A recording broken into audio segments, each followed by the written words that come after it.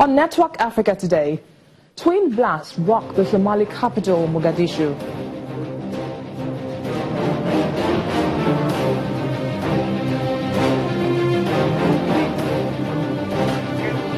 South Sudan announces a new vice president.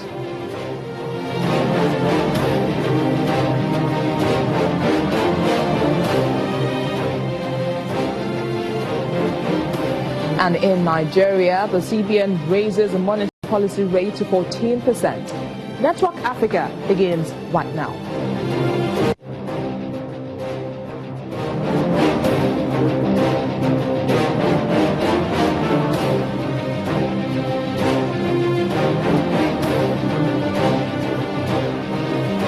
Hello everyone, I am Bisi Adebayo. Somalia has been hit again by violence supposedly perpetrated by Islamic group Al-Shabaab, killing 13 people. And 2 explosions went off in the capital, Mogadishu, near an entrance to the airport. Residents saw thick smoke rising from the area. Local media is reporting one of the bombs was detonated by a suicide attacker near a checkpoint and another hit the airport's perimeter wall. Al-Shabaab has indeed claimed responsibility for the attacks. But the AU has condemned the attacks as senseless, saying they aim to disrupt and cripple the lives of ordinary Somalis.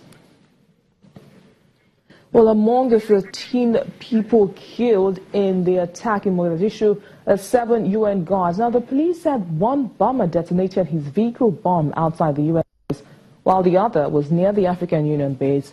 Al-Shabaab has been a constant headache for the Somali government.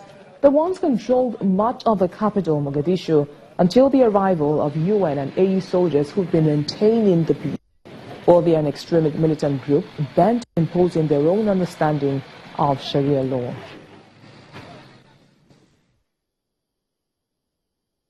Well, a reporter with the Standard newspaper in neighboring Kenya, Ferdinand Wangela, joins us from Nairobi. Ferdinand, what more do we know about the blast that happened in Somalia? So far, the only information that is there is that there were two blasts, that is 2 suicide bombers, and that the attack happened near the Mogadishu International Airport.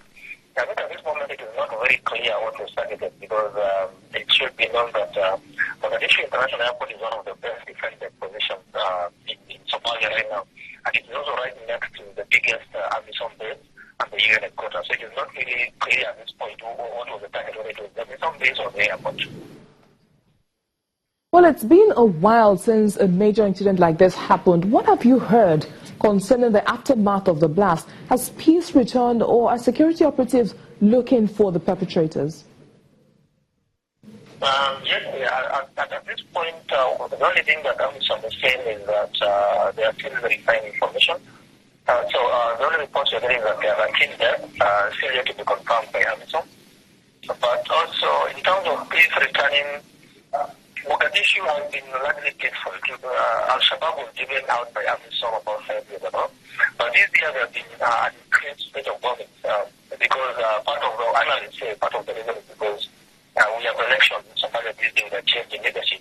So these increasing attacks on AMISOM and government positions is being seen as maybe an attempt to influence the change of leadership that is coming in the next few months. Out of the 13 people that lost their lives in that attack, 7 of them were soldiers. Has the UN made any comments concerning that blast? No, there have been no.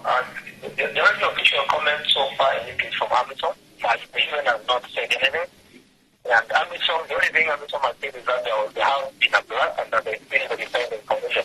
So there is no official confirmation with them, but an official talk is there to indicate that the most of the dead are UN security guards.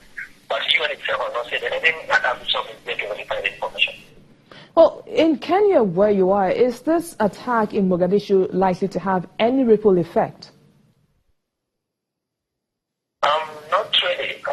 Mogadishu is quite far from the Kenyan border, but also at the same time, Al-Shabaab operates in small splinter groups. So this is likely to be barely one planned attack that has no probable relation to whatever is happening elsewhere.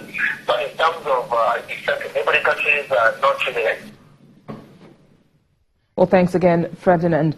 Well, elsewhere, there's been a change of leadership in South Sudan, where Riek Machar is vice president, is no longer, is been replaced with former mining minister Dengai, who was once the ally of Machar's. Machar, from minority Nur ethnic group, left Juba with his troops, saying he would only return when an international body had to set up a buffer force between his fighters and those supporting Kiir, leader of the dominant Dinka group. Now, Kiir issued an ultimatum last week saying Machar had 48 hours to contact him and return to Juba to salvage last year's peace deal or face replacement. He made good on that threat on Monday when he issued a decree for the appointment of the first vice president of the Republic of South Sudan, naming General Tabal Deng Gai to the post. Well, the DR Congo heads to the polls in November for the presidential elections, and things are already looking difficult in the country. Tension is growing over what seems to be a clampdown on political activists, 6 of whom were arrested and are now rejecting a presidential pardon. The group has asked not to be released from prison in solidarity with other prisoners of conscience and has demanded that the pardon be extended to those in custody waiting for their appeals. Well, the government has warned it will forcibly release the 6 activists. Meanwhile, the United Nations High Commissioner for Human Rights, Zeid Ra'ad Al Hussein, has cautioned the country to strengthen human rights, which could be under threat. I can only be satisfied when these commitments materialize. Firstly, I note a commitment to intensify our work together on human rights. In this regard, I will submit a list of those detained persons we believe should be released immediately. I have been told that there will now be a rapid transfer of detainees from the holding cells, the cachot, of the ANR intelligence services to ordinary detention centers, where civilian magistrates will make determinations on the status of their cases. I will be attentively monitoring this development.